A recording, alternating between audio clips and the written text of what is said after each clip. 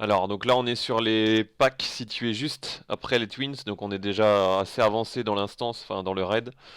Vous allez rencontrer des packs qui sont assez badass et qui vous permettront d'arriver au boss final du raid, c'est-à-dire Setoun. Alors là, ce sont des packs qu'on appellera packs Kiraji, vous avez des combos différents également.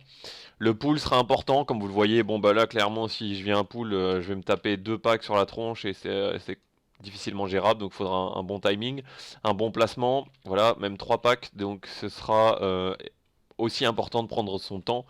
Mieux vaut prendre 5 minutes pour faire un pool potable plutôt que vouloir aller trop vite. Vous allez, enfin, là où on se situe dans l'instance, vous allez très vite perdre 15-20 minutes histoire de récupérer tout le monde, que tout le monde se buff, etc.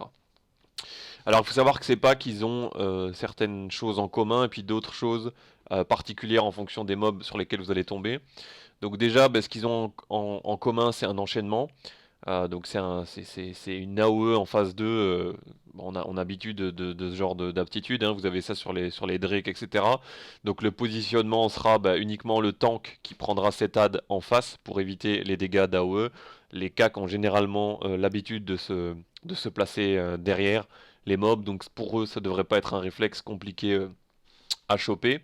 Alors les champions, donc les champions sont ceux-ci, possèdent une AOE de Fear qui réduit l'aggro, un dot nature cumulable, et à la fin de vie ils deviennent enragés. Donc l'idéal là-dessus c'est que vous commenciez avec un tank qui pourra être voilà, et qui pourra être rejoint par un off-tank pour justement éviter les dots nature sur le long terme et qui deviennent ingérables à soigner. Alors évidemment, l'AOE de Fear qui réduisent l'aggro, vous l'avez vu, sur les premiers packs, il faut vraiment un bon placement. N'hésitez pas à profiter enfin, voilà, de l'espace que vous avez à votre disposition. Ça sert à rien d'essayer d'aller faire ce pack là-bas au bout. Ça c'est pour faire une aggro foireuse et comme je vous l'ai dit, vous allez perdre très vite pas mal de temps. Ensuite, vous avez les massacreurs. Donc les massacreurs, c'est ceux qui ressemblent à Sartura juste ici. Donc ils ont un tourbilol, comme sur Sartura, donc ça l'aptitude vous allez devoir, enfin vous la connaîtrez logiquement une fois arrivé ici, vu que vous l'aurez déjà try là-dessus. Euh, c'est souvent punitif pour les tissus, donc voilà, ça le sera pour toutes les classes, mais encore plus pour les tissus, donc à éviter. Un bump slash renversement qui va reset l'aggro sur ce temps-là. Donc ce que je vous conseille, c'est peut-être de prévoir un plaqueux qui se mettra entre ces mobs-là et le raid, histoire de pouvoir récupérer et ramener ça au tank si c'est nécessaire. Pareil sur BWL, il y a certaines techniques qui nécessitent ce genre de choses, donc logiquement ça devra pas. Enfin, on n'est pas sur une nouveauté ou un truc totalement incompréhensible. Et un mode de frénésie qui va augmenter leur vitesse d'attaque et mettre un silence à leur cible. Chose qui est intéressante, c'est qu'il faut savoir que lors de cette frénésie, le tir tranquillisant va fonctionner. Donc là, c'est à vos chasseurs d'avoir le bon réflexe. Pareil, c'est pas un réflexe, enfin, voilà, c'est pas quelque chose qui demande de très grosses aptitudes. Les tueurs d'esprit, donc c'est les genres de, je sais pas comment on peut appeler ça, scarabées chelous.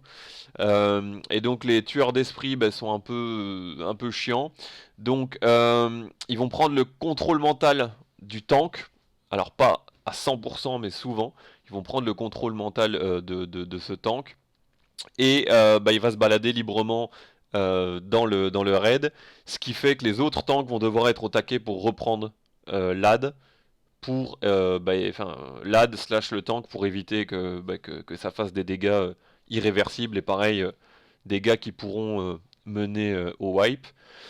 Ils vont aussi avoir la capacité de brûler la mana, donc on restera à distance pour les classes à mana.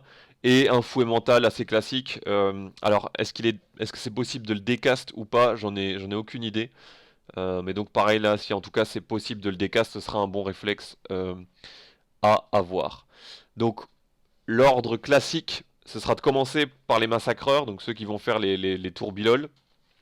On enchaînera ensuite les tueurs d'esprit que vous voyez ici, et on terminera par les champions. Voilà, ça c'est en tout cas ce qui me semble enfin ce qui est conseillé et ce qui me semble le plus facile. C'est pareil, c'est adapté à votre compo, adapté à vos envies, et puis voilà, aux envies du raid et à vos capacités surtout.